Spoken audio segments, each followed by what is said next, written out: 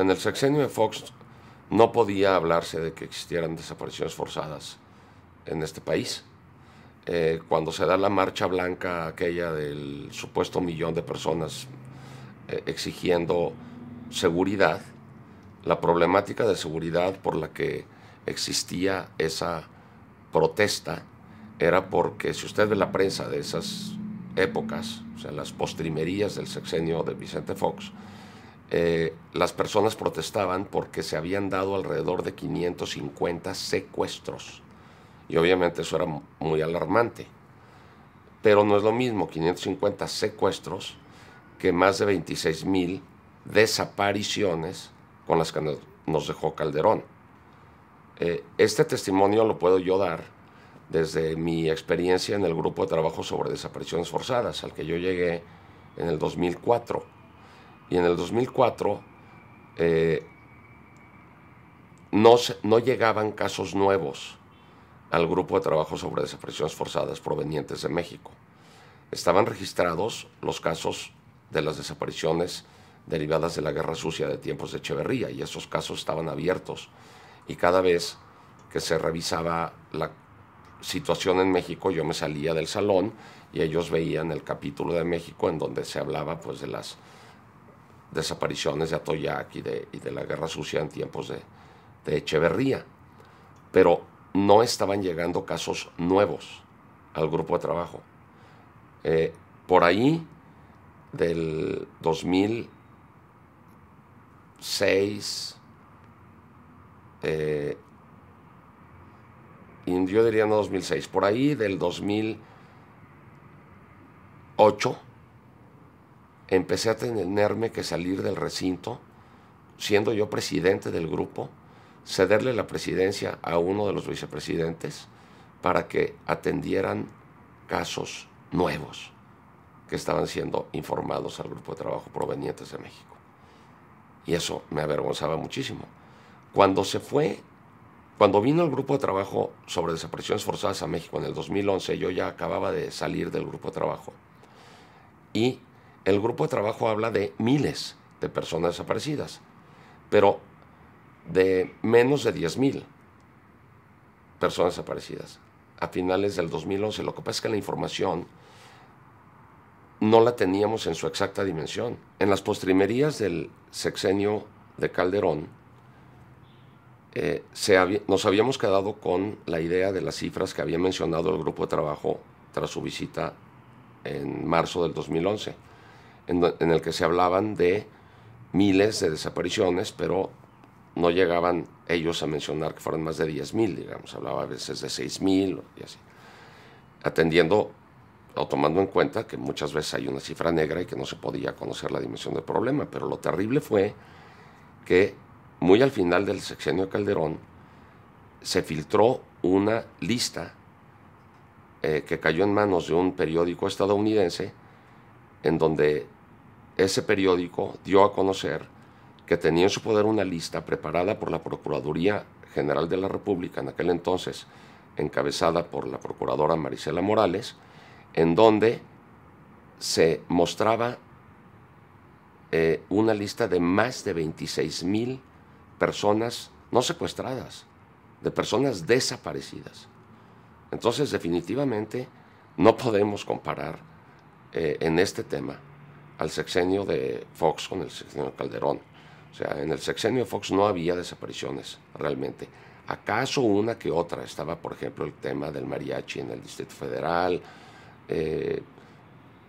casos muy, muy, muy aislados. Calderón nos dejó el país con una lista oficial que él nunca reconoció y que ocultó, y que lo mismo la procuradora Marisela Morales ocultó, hasta que llegó el nuevo sexenio. Entonces el procurador Murillo y la subsecretaria Limón dijeron, en efecto, aquí está esta lista preparada en el sexenio anterior, y sí hay más de 26,500 nombres de personas desaparecidas en esta lista. ¿Cuál fue la causa? La causa material ya existía, el crimen organizado.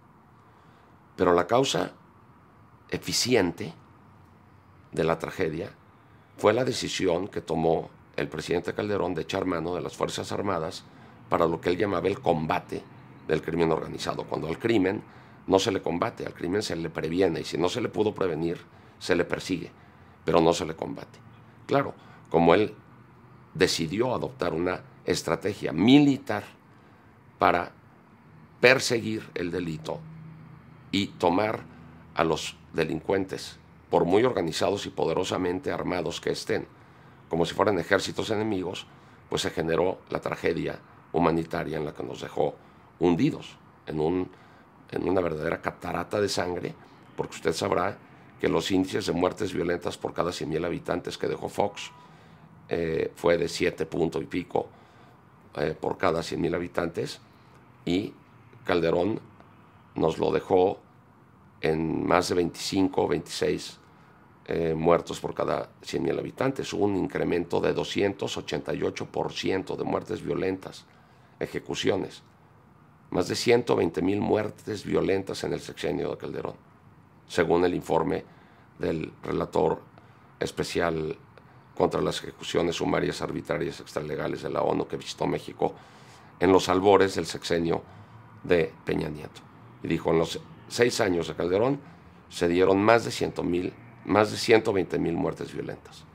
Entonces sí, definitivamente, la causa material no la generó Calderón, pero la causa eficiente y el responsable de la tragedia humanitaria fue Felipe Calderón Hinojosa, y hay que decirlo con todas sus letras. ¿Qué sucedió con Peña Nieto? Con Peña Nieto mantiene la estrategia, pero baja la intensidad durante los primeros 4 años.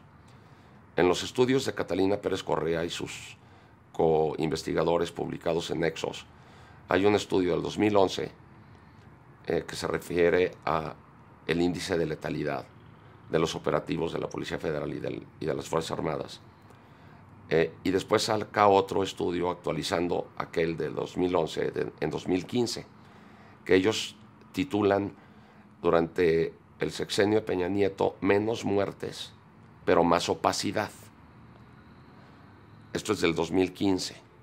Sí baja el índice de muertes por cada 100,000 habitantes durante los primeros 4 o 5 años del sexenio de Calderón, pero luego 2017 hay un repunte dramático, al grado de que supera a los índices de Calderón.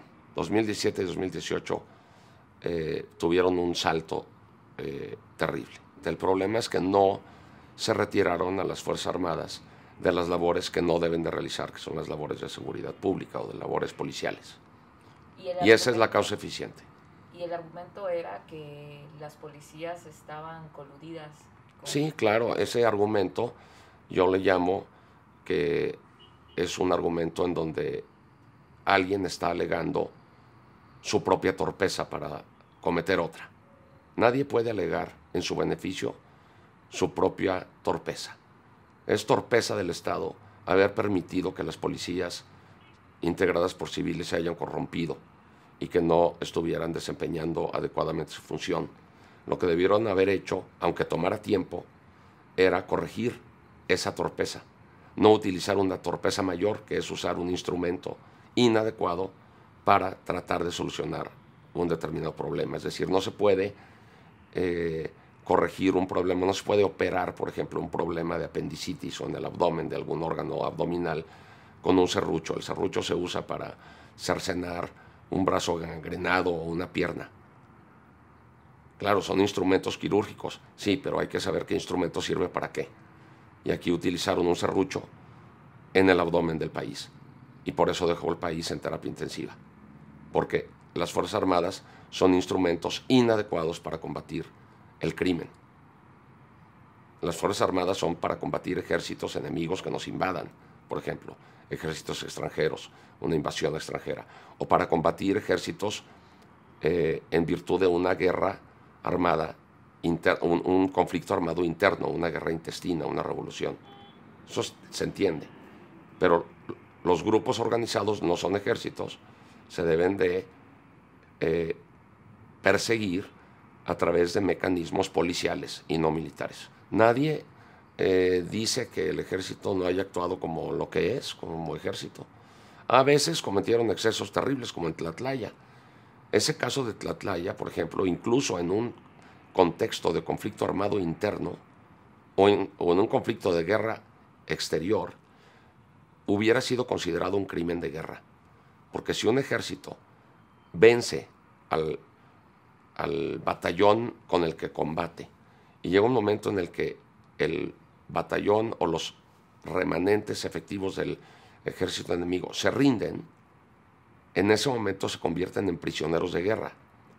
A las personas de Tlatlaya ya las tenían sometidas y luego de sometidas las mataron. Esa es una ejecución que incluso conforme a los protocolos de Ginebra, los convenios de Ginebra que rigen los conflictos armados, conocido como el derecho internacional humanitario, ese acto hubiera sido considerado un crimen de guerra, incluso si hubiéramos estado en un contexto de guerra. En el contexto de persecución a la criminalidad, esa es una atrocidad de dimensiones descomunales. Él habló de esa Guardia Nacional y fue lo que propuso cuando tomó el poder y él fue congruente. Cosa terrible, porque la propuesta que hizo era pues la absoluta militarización de la seguridad pública.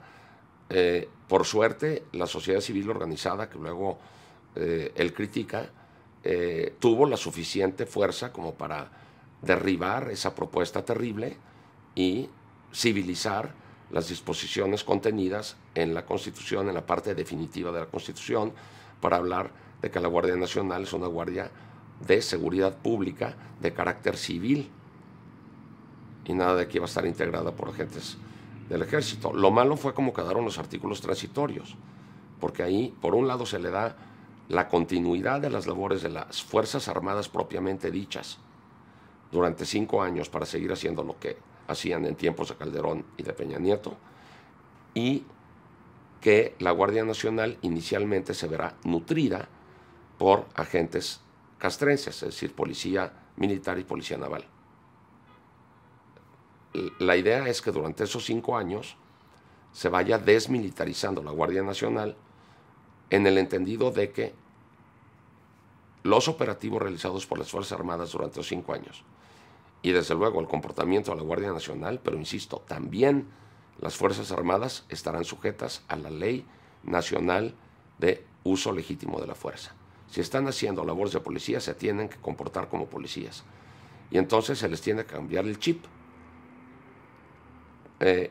Y se tienen que desmilitarizar en su pensamiento y pensar y actuar y comportarse como policías.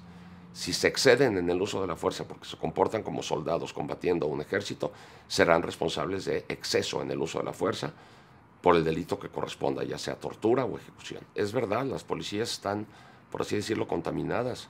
La solución es descontaminar a las policías y nutrirlas de personas de civiles entrenados como policías, conforme a los principios de uso legítimo de la fuerza, legalidad, necesidad, proporcionalidad. ¿Qué quiere decir necesidad, por ejemplo, en materia de uso de armas letales? Extrema necesidad.